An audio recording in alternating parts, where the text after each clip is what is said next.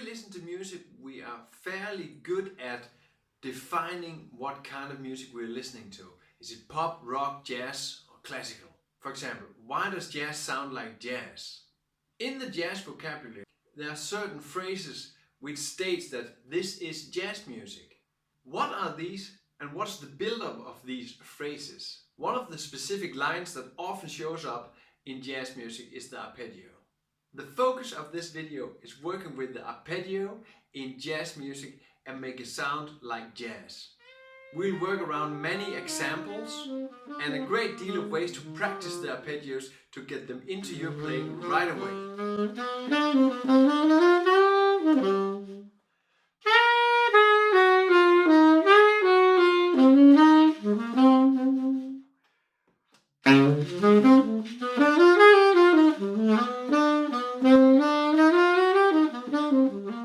Hi, I'm Søren and welcome to Søren's online saxophone lessons.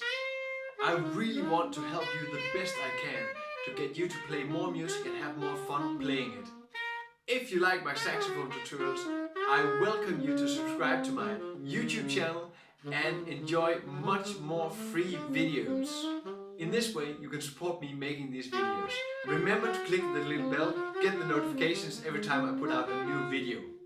Let's get started with some basic knowledge on the arpeggio. An arpeggio is a chord played note by note, up or down. How do you know what chords we can play and how do we know that they sound jazzy? Well, we can fit most arpeggios into a jazzy context.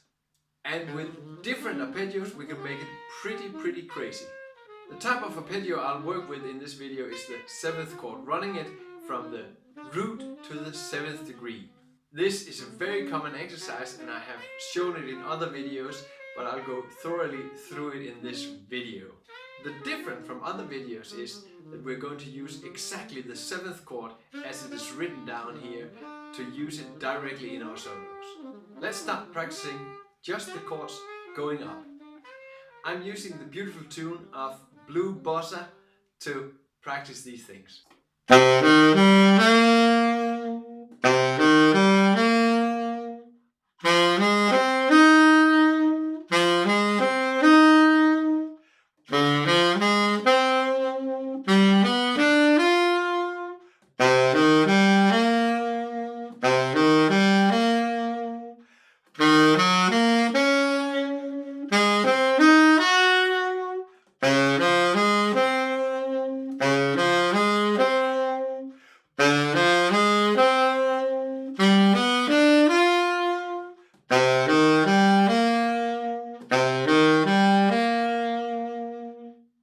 In the shop on my website there's a new lesson.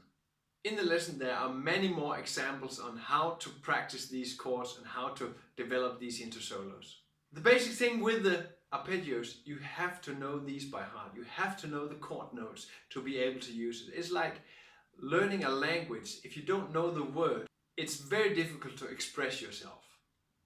One of my sayings is, don't practice it if you cannot play it in a solo. So let's get right to it. On each bar of the solo, I add a little ending to the arpeggio going up. The tail of the arpeggio going up is only consisting of other chord tones or diatonic scales. In other videos you can see what are the diatonic scale tones. A good way to start is play this slow, play this rubato or without time.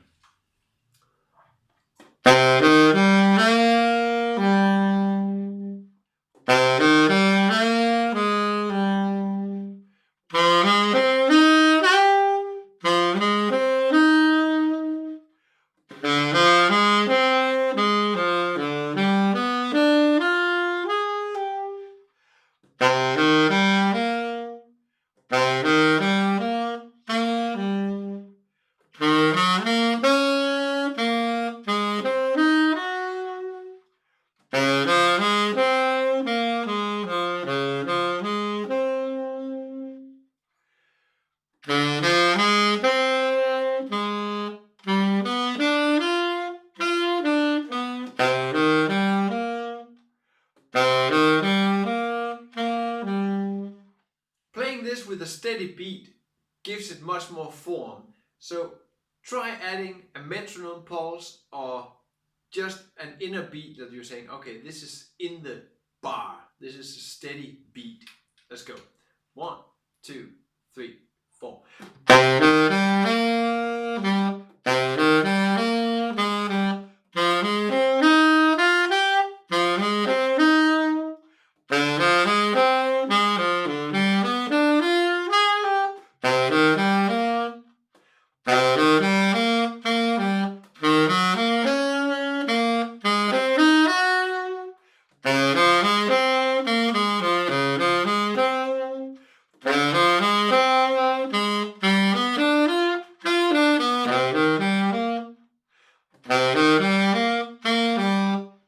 When working with a steady pattern or predetermined pattern like this, it's always fun to check out how many different ways can I use, or in what different ways can I use this pattern.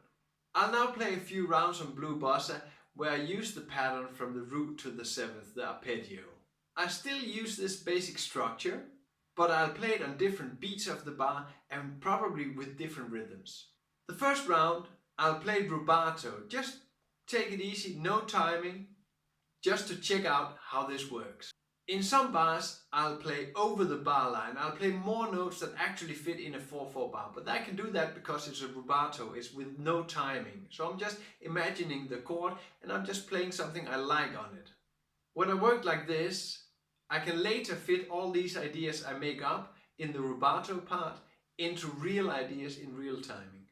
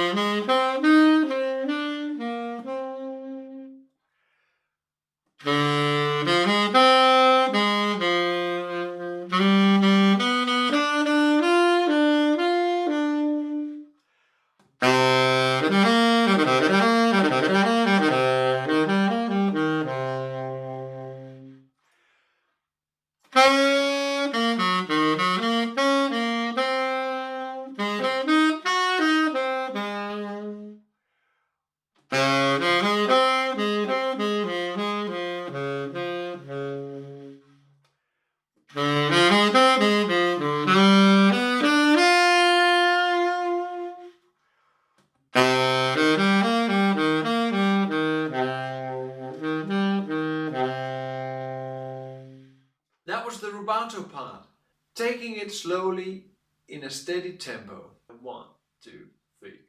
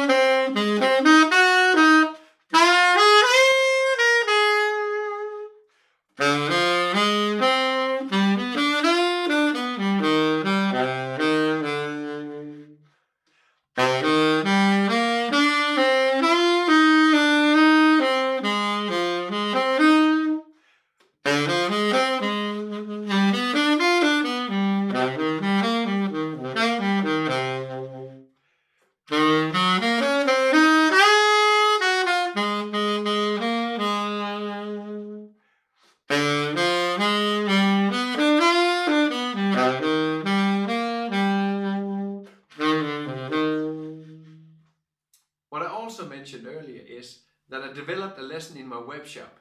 In this lesson you'll get much more information, also transcriptions of solos of me playing Blue Bossa with all these chords, all these changes, much more examples and so on. What you have probably heard in the solos by now is that I also use the arpeggio down. It's a very common use in jazz vocabulary. We should definitely start with getting comfortable with the material. Playing the chord down from the seventh to the root. I start rubato.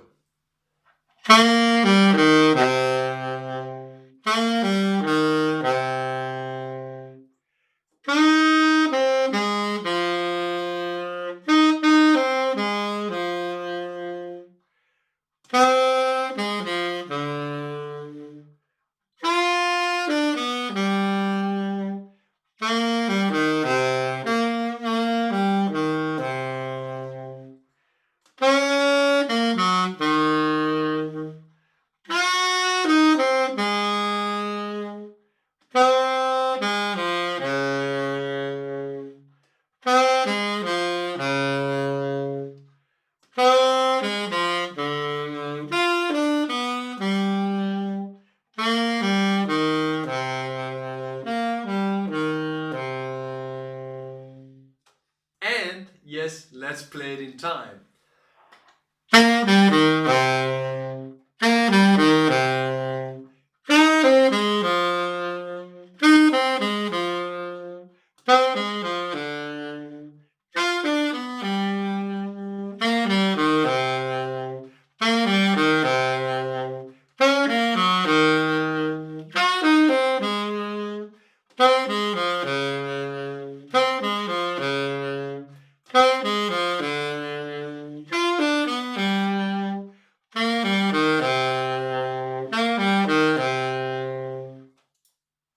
Again, using the phrase right away is very important. So try to stick this into a solo, try to stick this into some way you're playing over this tune. Use a play along if you can. There's some great ones on YouTube. You can also use the app Real Pro if you want.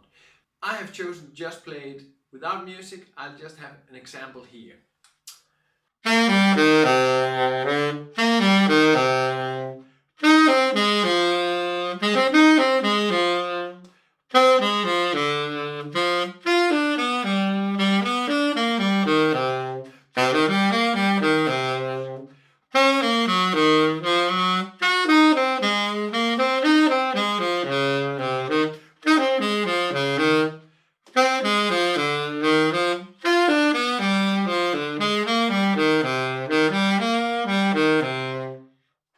In the basic 7th arpeggio, there are many more patterns, of course. You can keep playing almost any pattern, but one of the most important things is to change it rhythmically. An example on how you can change up the rhythm is this following.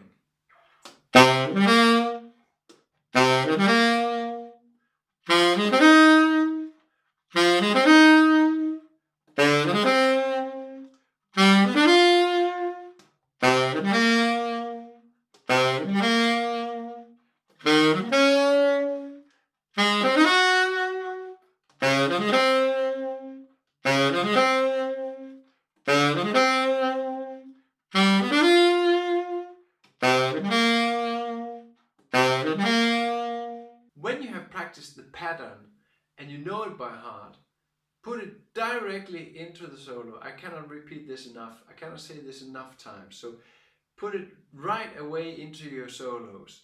Use what you practice immediately. So let's use it. 1, 2,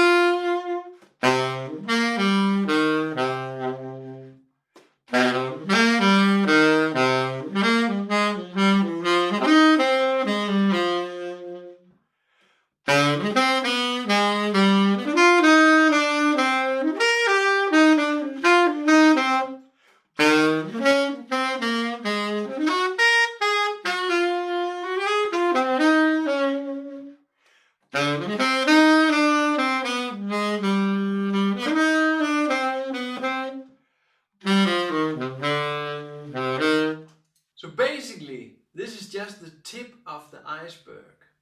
You can keep exploring on these 7th chord, and I will make many more lessons on 7th chords and 9th chords because it's such a big thing in the jazz vocabulary. You have to get this into your playing. And as I mentioned earlier, I have a full lesson on this in my web shop on my website with lots and lots of examples, much more rubato, much more written out solos where you can get the licks, get the information you need to practice this, slowly build this up. This is very important to get into your playing. Play the chords, play these exercises. If you have any questions, please put them in the comments below. I love your questions, I love to answer them, and I love to talk about music and music theory and how to express yourself in music. Check out my other videos. There is a lot of great information there you can get. And of course, subscribe to my channel. It's great to have you on board. Subscribe to my newsletter and get my free ebook on major scales. It's a big part of the jazz vocabulary too. So practice these, get on with it. Get the free ebook, subscribe to my newsletter on my website, follow the link below.